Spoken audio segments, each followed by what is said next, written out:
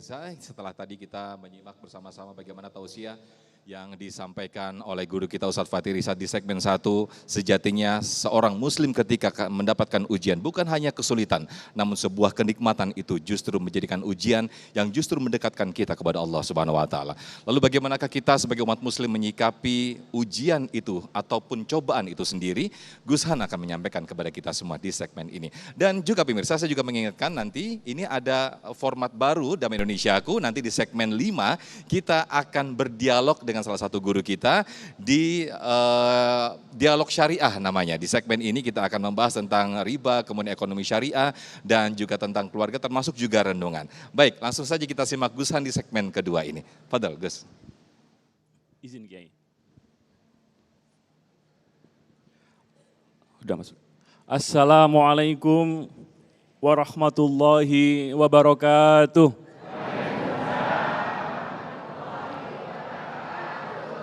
Yang jawab salam dengan semangat, ibu-ibu cicilan jilbab, cicilan seragam pengajian, dan juga cicilan urunan mancing lunas semuanya. Assalamualaikum warahmatullahi wabarakatuh.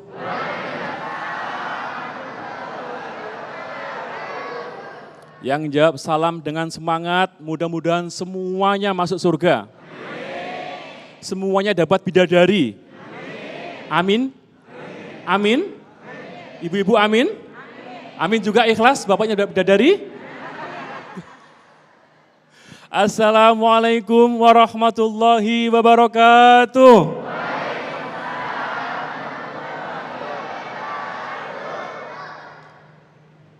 Minum vitamin sehat badannya. Jamaah Nurul Amin, Nurul Mukmin, mudah-mudahan masuk surga semuanya. Alhamdulillahirabbil alamin wa bihi nasta'inu ala murid dunya waddin. Innahu min Sulaiman wa innahu bismillahirrahmanirrahim. Bapak Ibu yang dirahmati Allah, banyak sekali di antara kita meyakini bahwa ujian itu selalu menyakitkan. Betul tidak? Kalau ada sesuatu yang menyakitkan, tidak dianggap ujian atau azab atau apa? Biasanya. Ujian atau adab? Ujian atau adab? Ujian. Sedangkan kalau mendapatkan kenaikan jabatan, mendapatkan sesuatu yang baru lagi, bapak-bapak mendapatkan sesuatu yang baru lagi, baju baru, ya kan? Semuanya baru, kira-kira ujian atau adab?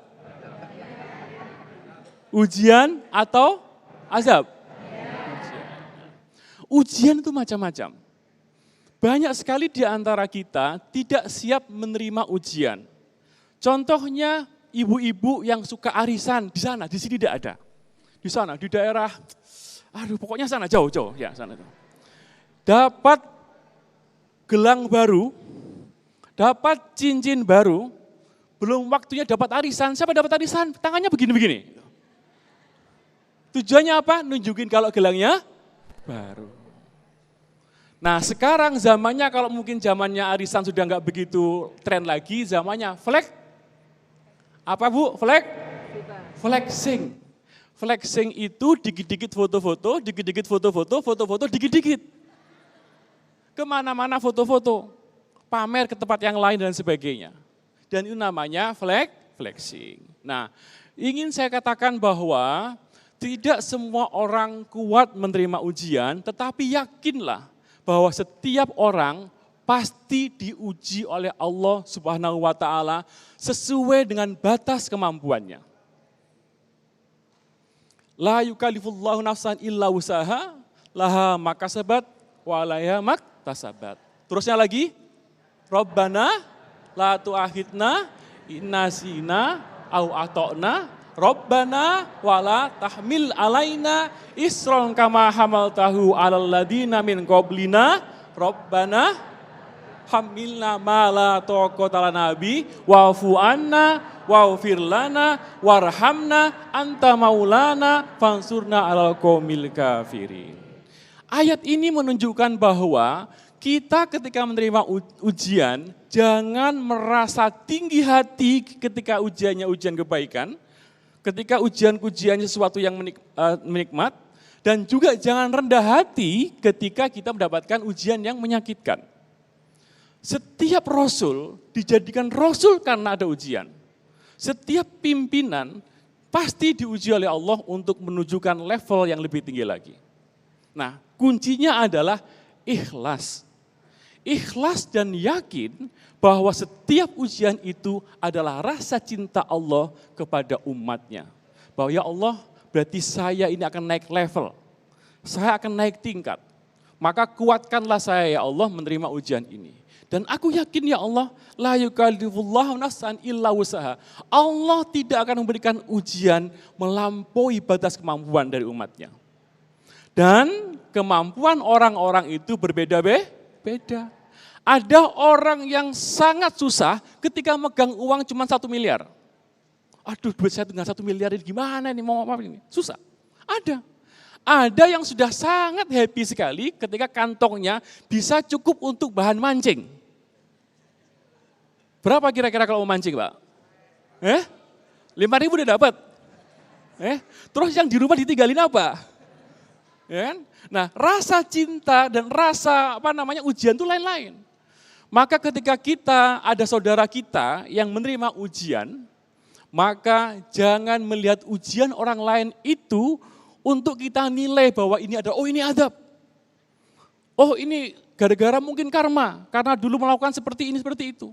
Tapi jadikanlah ujian orang lain itu menjadi hikmah bagi kita semuanya, mudah-mudahan jangan kita seperti itu. Dan yang paling penting lagi adalah kuncinya kita harus yakin bahwa Allah sangat memahami dengan apa yang kita mau. Setiap doa yang kita panjatkan pasti diijabah oleh Allah. Pasti diijabah oleh Allah. Tinggal waktunya saja. Permasalahannya adalah banyak sekali di antara kita yang tidak sabar dan tidak yakin dan masih ada dhon, masih ada prasangka. Dhon sama husnudon sama suudon. Kalau husnudon itu artinya berprasangka baik, kalau suudon adalah berprasangka buruk. Tetapi kalau dengan Allah, husnudon aja kita nggak boleh. Harus yang levelnya di atasnya lagi, yaitu yakin, hakul yakin, bahwa Allah pasti memberikan sesuatu yang terbaik bagi kita semuanya. Allahumma amin. Nah, tergantung bagaimana kita mensikapi dari ujian itu. Banyak sekali di antara kita yang tidak siap menerima ujian itu karena kita tidak yakin dan masih ragu tentang apa rencana-rencana Allah terhadap diri kita. Kalau itu yang terjadi, susah. Kita sudah mendapat ujian juga nggak nyaman, hati kita juga resah, nggak ada yang buat cantolan karena kita nggak yakin sama Gusti Allah. Tapi kalau kita yakin bahwa innamal usri yusra, sesungguhnya bersamaan dengan kesusahan, ada kemudahan, maka insya Allah semua permasalahan pasti ada solusinya. Pasti ada jalan keluarnya.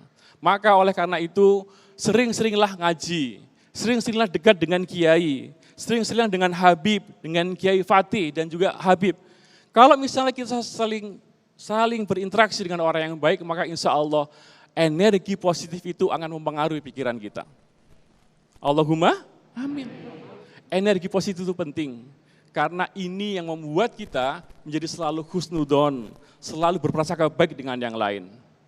Rasa iri hati, rasa sakit hati, rasa dengki itu disebabkan oleh tidak adanya rasa su'udon, tidak adanya rasa husnudon di dalam diri kita, akhirnya menjadi sesuatu yang jelek dalam diri kita.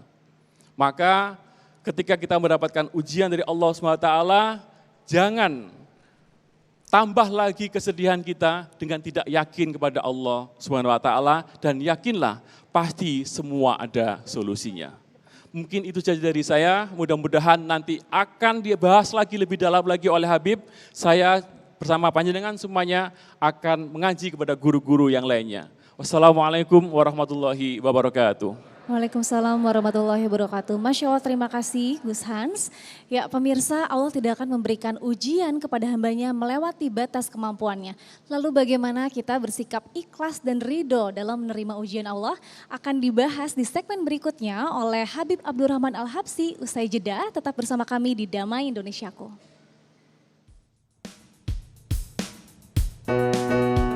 Sepohon kayu daunnya rimbuh, lebat bunganya serta buahnya.